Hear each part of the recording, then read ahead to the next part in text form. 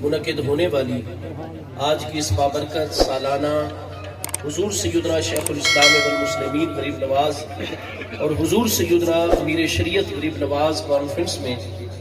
حاضری کا ہم سب کو موقع عطا فرمایا۔ میں اس کانفرنس کے جتنے بھی منتظمین ہیں ہمارے پیر بھائی احباب جنہوں نے حضرت قبلہ پیر سید طاہر عمر شاہ صاحب کی زیر قیادت اس عظیم الشان کانفرنس کا اہتمام کیا ہے اور ناسازی طبع کے باوجود لجپال کریم نے لجپالی فرماتے ہوئے کرم نوازی فرمائی ہے اور آپ سب کو اپنی زیارت سے مشرف فرمایا ہے۔ جملہ منتظمین کو بہت بہت مبارکباد ہو۔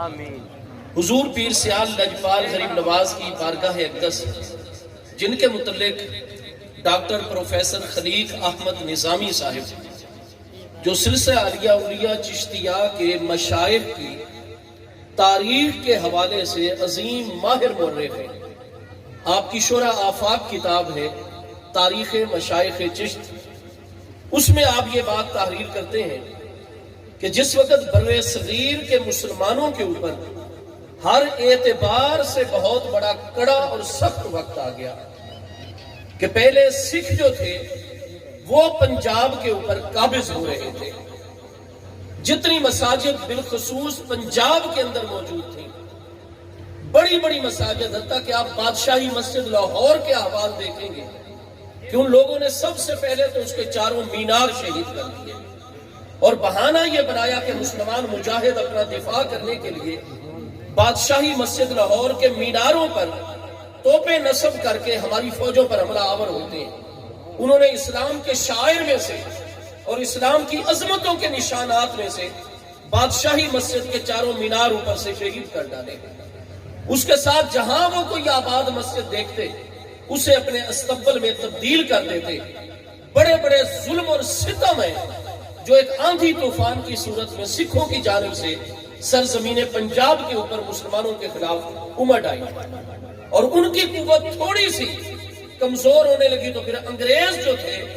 90 سال کے لیے وہ قابض ہو رہے تھے بر صغیر کے اوپر۔ ڈاکٹر پروفیسر خلیق احمد نظامی صاحب یہ بات تحریر کرتے ہیں کہ اس وقت بر صغیر میں ایک ایسا مرکز موجود ہے اور وہ مرکز آستان عالیہ چشتیہ نظامیہ توسہ مقدسہ ہے، جہاں حضور پیر پٹھان حجت الاسلام غوث الزمان شہباز چشت فخر الاولیاء حضرت سیدنا پیر پٹھان شاہ سلیمان توسوی غریب نواز رضی اللہ عنہ کی ذات بابرکات ایک مرکز قائم کرتے ہیں۔ سید احمد خان جن کو سر سید احمد خان کہا جاتا ہے وہ اپنی شرح آفاق کتاب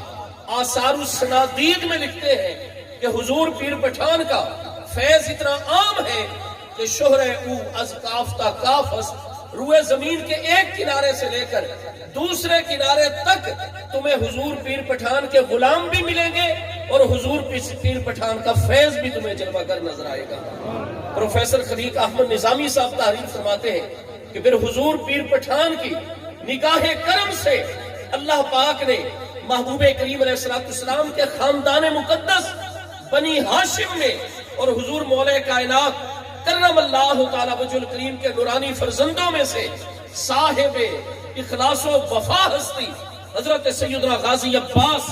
علمبردار شہید کربلا رضی اللہ تعالی عنہ کی نسل مقدس میں سے وہ عظیم ہستی بر صغیر کے مسلمانوں کو عطا فرمائی کہ جس نے اپنا مرکز آستان عالیہ سیال شریف میں قائم فرما کر حضور پیر پٹھان کی توجہات اور آپ کے عین قائم کردہ راستے اور طریقہ عمل کے مطابق سلسلہ عالیہ اولیاء چشتیہ کے تمام مشائخ میں آستان عالیہ سیال شریف میں وہ مرکز قائم ہوا جس نے قیامت تک کے لیے مردہ ہو جانے والے مسلمانوں کے تنوں کے اندر ایک نئی زندگی کی روح پھونک دی۔ آپ نے عالم اسلام کے ایمان کی حفاظت کی، ان کے عمل کی حفاظت کی، ان کی تہذیب و ثقافت اور روایات کی حفاظت کی اور حضور پیر سیال کا یہ فیضان ہے کہ الحمدللہ اللہ تعالیٰ نے آپ کے غلاموں کے ذریعے سے اور حضور پیر سیال کے ذریعے سے پاکستان جیسی عظیم اسلامی سلطنت عطا فرما دی۔ حضور سیدنا پیر سیال لجپال غریب نواز کے متعلق یہ بات ہے کہ سلسلہ عالیہ اولیاء چشتیہ کے اندر بر صغیر کے اندر بانی مبانی ہستی حضور سیدنا خواجہ خواجگان، خواجہ بزرگ، ہند الولی، نائب مصطفیٰ کریم علیہ السلام فی دیار ہند، حضور سیدنا خواجہ اجمیر غریب نواز رضی اللہ عنہ کی ذات بابرکات ہے۔ اور آپ کے بعد پھر سب سے زیادہ شہرت ملی ہے تو وہ حضور سیدنا شیخ الاسلام والمسلمین، زہد الانبیاء، سلطان التارکین، حضرت سیدنا بابا فرید الدین مسعود گنج شکر رضی اللہ عنہ کی ذات بابرکات کو۔ اور بر صغیر میں ان دو کریم ہستیوں کے بعد سلسلہ عالیہ اولیاء چشتیہ میں فرمایا جتنے مریدین اور جتنی شہرت اور جتنا کام حضور پیر سیال اعلیٰ حضرت سیالوی کا ہے، اس کی برابری کائنات میں کوئی اور مرکز نہیں کر سکتا۔ ہم سب کی خوش قسمتی ہے کہ اس آستان مقدس کے ساتھ، اس حضور پیر سیال لجپال غریب نواز کی بارگاہ اقدس کے ساتھ ہمارا ربط اور تعلق ہے۔ حضور پیر سیال لجپال غریب نواز نے جہاں لکھوک ہاں طالبان مولا کو اللہ تبارک و تعالیٰ کا قرب، مشاہدہ اور وصال عطا فرمایا، اس کے ساتھ لکھوک ہاں لوگ جو گم گشتہ راہ تھے ان کو توبہ کی توفیق آپ کی برکت اور فیضان سے میسر ہوئی، اور وہ بھی قرب الہی کی منزلیں طے کرنے لگ گئے۔ اور اس کے ساتھ اتنی بڑی تعداد ہے بر صغیر کے اندر اور دنیا میں جن کو وہ پہلے غیر مسلم تھے اور حضور پیر سیال کی برکت اور نگاہ فیض سے ان کو اسلام کا شرف عطا ہوا۔ اور جتنے ہمارے مشائخ ہیں اور اس دوران کی تقریباً 200 سال کی کتابیں، ان میں سب سے بڑا جو معاملہ نظر آتا ہے حضور پیر سیال لجپال کا کہ جہاں بھی کوئی اسلام کے خلاف، ملت اسلامیہ کے خلاف، سرزمین اسلام کے خلاف اگر کوئی فتنہ اٹھا ہے تو اس فتنے کے خلاف سب سے پہلی آواز بلند ہوئی ہے تو حضور پیر سیال لجپال کی بارگاہ سے بلند ہوئی۔ اس لیے ہر دور میں یہ معمول رہا ہے کہ بر صغیر کے اندر جب بھی کسی قسم کا کوئی اضطراب، بے چینی آتی ہے تو تمام اصحاب عقل و دانش، اصحاب علم و دانش وہ دیکھتے ہیں کہ آستانہ عالیہ سیال شریف کی رہنمائی کیا ہے، کیونکہ قیادت کا شرف حاصل ہے تو اللہ پاک کی رحمت سے حضور پیر سیال لجپال غریب نواز کی آستانہ مقدس ہے۔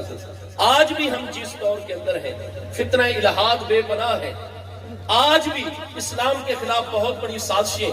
ہمارے وطن عزیز کے خلاف بہت بڑی سازشیں،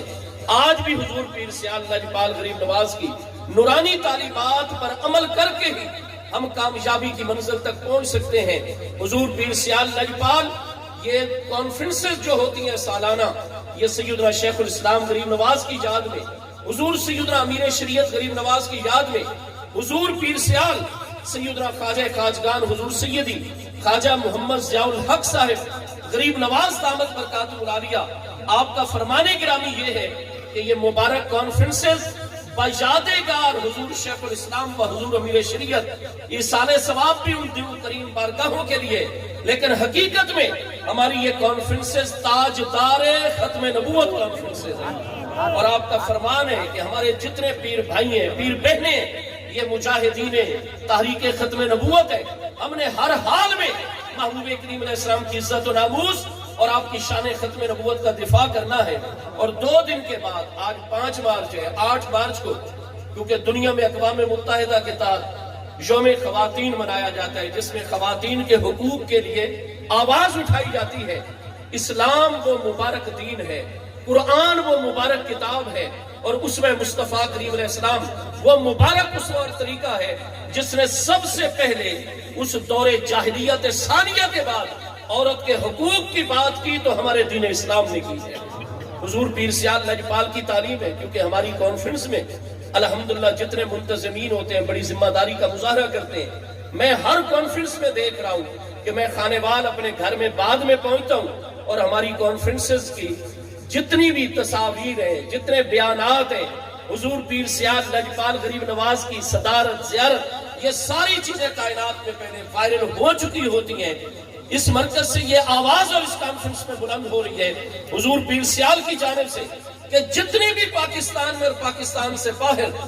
آستانہ عالیہ سیال شریف کے ساتھ متعلقہ ہماری مائیں، بہنیں، بیٹیاں، آپ ساری کی ساری اسلام کی بیٹیاں، دختران اسلام ہیں، آپ سب کی سب پیر سیال کی، آپ اپنے اندر نماز، روزہ، پردہ اور جتنے بھی اسلام کے شاعر ہیں ان کو آپ عملی طور پر پھیلائیے، اور جتنا آج الہاد میرا جسم میری مرضی اس کا مقابلہ کریں گی انشاءاللہ میدان میں، تو اسلام کی بیٹیاں اور پیر سیال کی بیٹیاں کریں گی۔ اللہ پاک ہم سب کی حاضری قبول و منظور فرمائے۔ اللہ پاک آپ سب کو حضور پیر سیال کا فیضان عطا فرمائے۔ دعا فرما رہے ہیں۔ آمین آمین آمین۔